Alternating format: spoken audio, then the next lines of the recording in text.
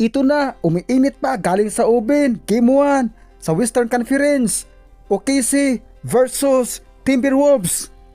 Naganap na ang ating hinihintay. Ang Timberwolves versus OKC.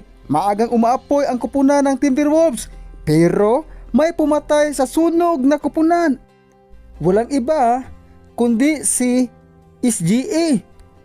Maagang nalulungkot ang OKC fans dahil hindi sila nakalamang sa Timberwolves.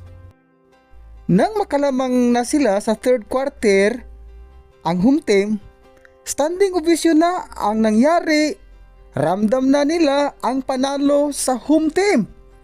Pagkatapos ng third quarter, ang mga fans together with the Marites naghihiyawan dahil kapag manalo ang OKC, sabay balita sa mga kapitbahay na parang leon na gutom o ruhaw ng kampyonato. At dahil sa kanilang kalamangan na naging 66-76 in favor of OKC, standing ovation na ang lahat ng fans ng OKC dahil ramdam na nila ang panalo. Entering the fourth in the last quarter, pumutok si Caruso ng isang 3 points at naging 82-71 in favor of home team. Under 8 minutes and 42 seconds, isang humahalimaw na slam dunk ni Holmgren at humahantong sa tambak na ang inaabot sa visiting team which is Timberwolves. After that, sabay tayo na ang lahat ng fans dahil maliwanag pa sa sikat ng araw ang kanilang panalo sa Game 1. Tambak ang inabot. Sumagot pa ang Wolves pero naubusan ng gasolina sa kahahabol. Tinabakan at natalo sila sa Game 1. Panalo ang OKC.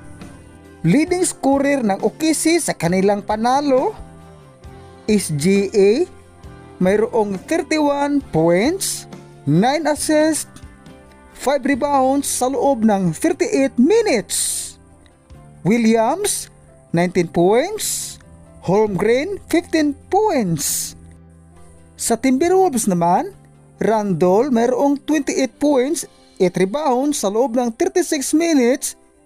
Anthony Edwards, mayroon lamang siyang 18 points dahil nandyan si Caruso sa kanyang tabi at palaging bumabantay kahit madapa, bumabangon at kumukuha ng bola. Hindi siya naka-score ng 20 points, so meaning effective ang ginawa ni Caruso kahit wala ng buhok.